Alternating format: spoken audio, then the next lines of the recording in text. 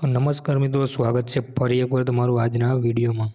આજના વિડીયોમાં આપણે વાત કરીશું રેશન કાર્ડની નવી અપડેટ શું છે 2026ની તેના વિશે. તો વિડીયોને ચાલુ કરીએ પહેલાં એક લાઇક કરી દેજો અને ચેનલને સબસ્ક્રાઈબ કરી દેજો, એટલે કે આવા જ આવા તમારી સરકારની નવી યોજના વિશેના વિડીયો તમને મળતા રહે. તો ચાલો મિત્રો વિડીયોને ચાલુ કરીએ. તો વાત કરી લઈએ રેશન કાર્ડ 2026 અપડેટ વિશે. નવા નિયમોથી લાખો પરિવારને મળશે મોટો લાભ. શું છે વધારે માહિતી મેળવીએ તો દેશની જાહેર વિતરણ વ્યવસ્થાને વધુ પારદર્શક અને અસરકારક બનાવવા માટે સરકારે મહત્વપૂર્ણ ફેરફારો શરૂ કર્યા છે. આ બદલાવનો મુખ્ય હેતુ એ છે કે સબસિડીવાળું અથવા મફત રાશન ખરેખર જરૂરિયાતમંદો પરિવાર સુધી પહોંચે છે કે નહીં તેનું વ્યવસ્થામાં ડુપ્લિકેટ કાર્ડ દૂર કરવાની લઈને સંપૂર્ણ ડિજિટલ ચકાસણી સુધી અને સુધારા સામેલ છે, જે દેશભરના લાખો રેશન કાર્ડ ધારકોને અસર કરે છે. Ration card new update.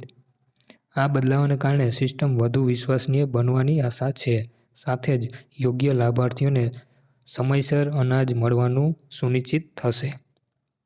હવે કેવાયસીની વાત કરીએ તો ફરજિયાત સમય પૂર્ણ ન કરો તો રાશન કાર્ડ અટકી શકે. એટલે કેવાયસી હજી જો તમારું ના થયું હોય તો તમારે રાશન કાર્ડ તમારું અટકી શકે છે.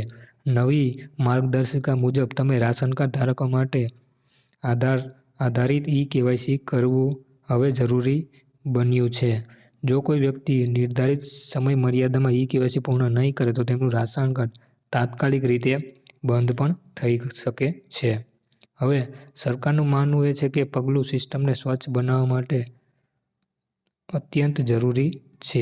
કેવાયસી થવાથી ખાતરી થશે કે વ્યક્તિના નામે માત્ર એક જ રેશન કાર્ડ સક્રિય રહે છે. નકલી અને ડુપ્લિકેટ લાભાર્થીઓને યાદીમાંથી દૂર કરવામાં સહેલાઈ થઈ શકે છે, જેના કારણે સાચા હકદાર સુધી અનાજ ઝડપથી પહોંચી શકે.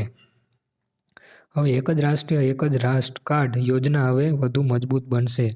2026ના અપડેટ બાદ એક રાષ્ટ્ર એક રાશન કાર્ડ વ્યવસ્થા વધુ અસરકારક બની રહી છે. હવે જો કાર્ડ સક્રિય છે અને કેવાયસી પૂર્ણ છે તો લાભાર્થી દેશના કોઈપણ રાજ્યમાં પોતાનું ફાળવેલ રાશન કાર્ડ મેળવી શકે છે. આ સુવિધા ખાસ કરીને સ્થળાંતરિત મજૂરો અને રોજગાર માટે બીજા રાજ્યોમાં રહેતા લોકો માટે રાહત સાબિત થઈ રહી છે. પહેલાં જ્યાં લોકોને પોતાના વતન પર જવું પડતું, ત્યાં હવે તે જ્યાં છે ત્યાં જ તેને અનાજ મળી શકે છે. પાત્રતા નિયમો વધુ કડક બન્યા.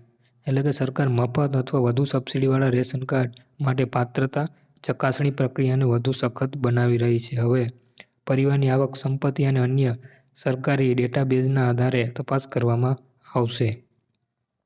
જે પરિવારનો આર્થિક સ્થિતિ સુધરી ગઈ છે તેમની યાદીમાં બહાર કરવામાં આવી શકે છે.